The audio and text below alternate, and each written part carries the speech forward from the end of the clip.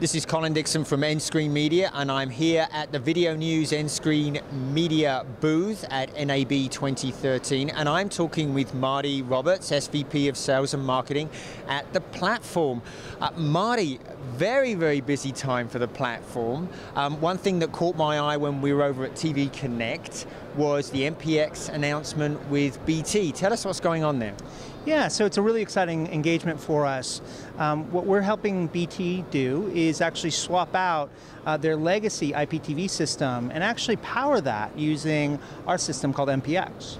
So we're helping them manage all their VOD content, set up all the content for discovery, manage all the entitlements around accessing that, and ultimately delivering it to their set-top boxes as well as the UView set-top boxes that they have in market today.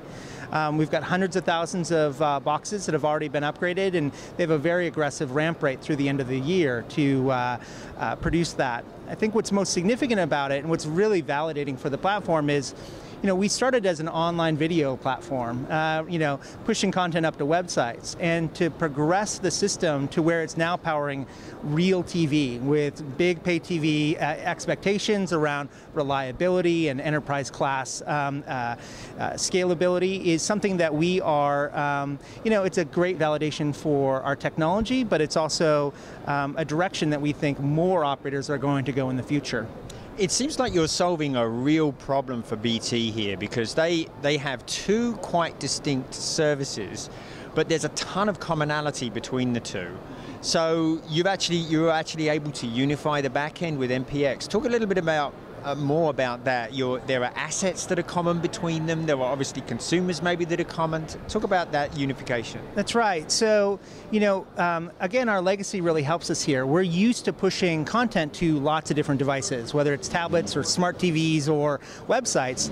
Each one of those has its own distinct requirements, but at the same time, a lot of commonality. So in this case, you've got the same assets that are being set up, same metadata to describe that content, so same title and description, and yet there are some differences, which is the formats that you're presenting that metadata. On UView, it's the TV Anytime standard. On the BT boxes, it's their own standard. And so our ability to transform that metadata, reuse the existing data that we have, makes it very efficient for them to reach not just their existing set-top boxes, but it also opens them up for future devices that they might want to take on down the road, game consoles, etc. So obviously one of the features of the BT Vision system is live streaming. This is a huge theme for this year. We are seeing a lot of live streaming announcements, and they seem to fall in two camps, right? We have live events, live sporting events, and linear channels. Now you're doing both, so let's take live sporting events first and tell us what you're doing there. Yeah, so like all content libraries, what we're finding is that the rights are now being cleared for online distribution. Sometimes in broad ways and sometimes in very restricted ways, geographically restricted to an area. But the important thing is that content is coming online, and so the platform needs to step in to help our customers. We work with companies like the NBC sports networks, the regional sports networks, the same with the Fox sports networks, to help them put on, every given fall, hundreds of football games every weekend. They have some unique challenges around them. There is, the metadata to describe it is pretty standard, just like a VOD file, but at the same time, you never know when that show is going to end. So what is the playback experience? How do you alter that to make sure the user has a great experience around that? There's also lots of opportunities in the future to enhance that kind of experience, whether it's extra metadata by mixing in stats, right, with the event in sync, to coordinate how playback transitions from that live event into a VOD file. So live's a big area for the platform today, but we actually find that it's one of our fastest growing areas is projects around live streaming. Now you forgot to mention the hockey on CBC in Canada. Now that really goes to prove that this is mission critical, right? That's right. So, CBC, what we found is that it's less of a sporting event and more of a religion for Canada. And so the reliability, again, comes into play, where you really have to make sure that it's an excellent experience for that audience, because the expectation is incredibly high.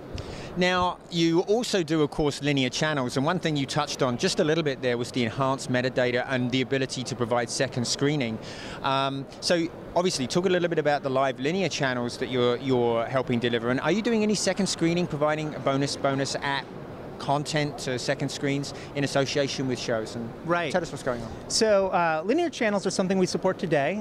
Again, what we're doing is helping with the content discovery around that. So we have a linear listing service that tells you when it's at 9 o'clock versus at 10 o'clock, et cetera, on your channel and your geography. So it's a very complex data set. We're also helping with all the rights and entitlements to access those linear channels, and then ultimately the playback of those channels. And we work with customers like Sky Television in New Zealand. We work with Comcast for their live streaming events. And interestingly, we're finding that a lot of our programmer customers are also now setting up live streams as part of their TV Everywhere events. And that just comes part of the package, is that live stream is included. So there it's a single stream, or maybe 3 or 4, but it's absolutely something that we have to support. The second screen syncing thing is something that we haven't gotten into yet, and yet we find that it's a real opportunity. What we have found so far is that the metadata creation around that live event, whether it's X Factor or Star Tomorrow, or whatever the show is that's actually presenting that, is in its own unique content creation challenge around that metadata. When do you throw the right poll or the right quiz? When do you do the factoid about that particular singer and things like that?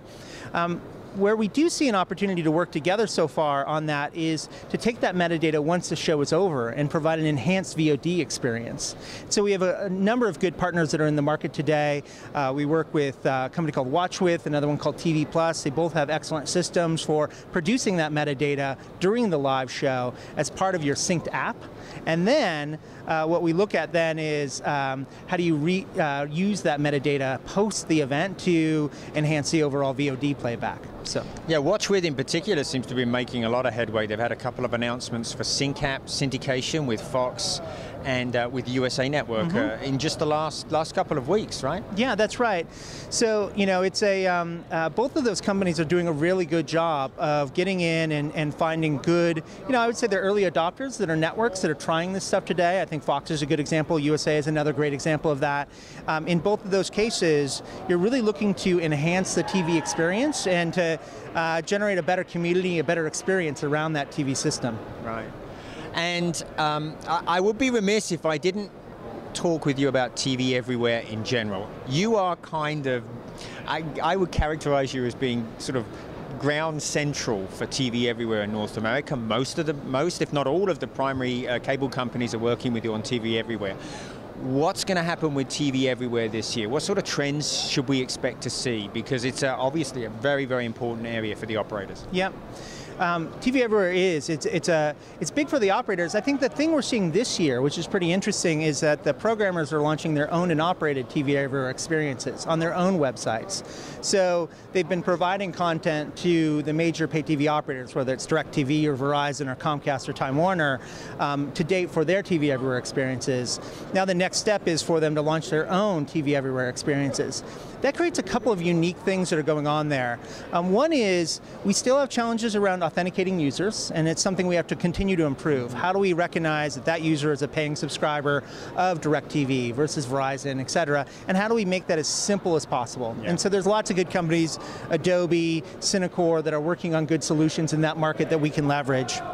The second thing we're really looking at is, which is actually very, very cool, is a conversation about why does someone, if my content's both on my operator's website and their app, and my website and my app, why do they go to my, why do they open up my website to view that content? And it's, and everyone seems to be finding a really good answer based on their core strengths. When you look at something like Comcast Xfinity website, they have 200,000 videos that are available. They're a great aggregator, and so they're recommending all kinds of content for you to watch next, maybe on the subject area, maybe by the same director, et cetera.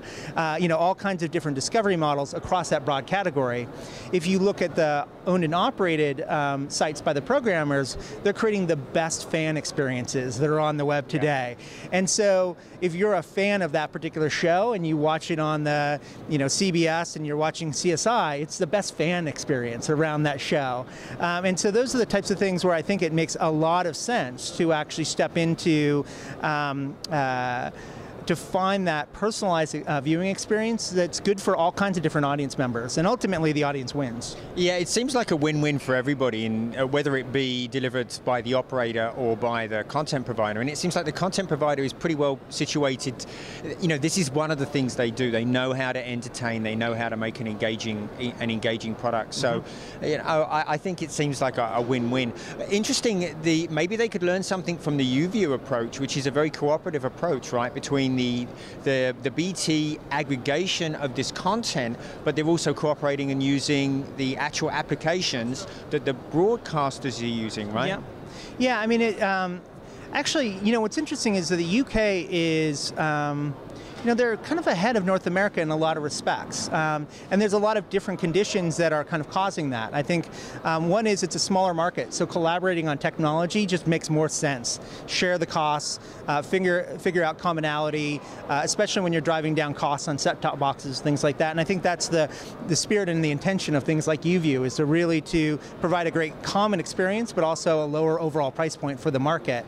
That being said, you've also got a fascinating market where all of the pay TV operators there, their footprints match, and so they're competing head to head, and it causes a lot of innovation in that particular market, whether it's B-Sky-B with their Now TV apps, you've got Virgin Media doing some very interesting things, obviously BT is getting into the game as well with their system, so it's a fascinating market because the competition drives a lot of innovation and probably a faster cycle than what we're even seeing here in the US, where you have pretty fixed footprints and people are innovating for their customers, but it's there's less competitive strain on it overall. Yeah, it's a market I track a lot, as you know. The BBC really does seem to exact a huge influence on that market, and it's a progressive influence. They seem to be pushing that market along very strongly. That's right, and they're in a unique position to do that with an amazing content library, fantastic financial model for them. Yeah, unencumbered by the profit motive. Right, exactly. You know, at the same time, what you also find there is, interestingly, there's a lot more collaboration between the. So you got to kind of have to segment off BBC and then the rest. There's a lot of collaboration from the other broadcasters in that market with their pay TV operators, and that's also something that's a little bit unique there, where the advertising market isn't quite as developed. It's obviously just not as big, and so there's more. It seems to be more of a collaborative approach to providing content to their distributors for all kinds of devices, all kinds of platforms.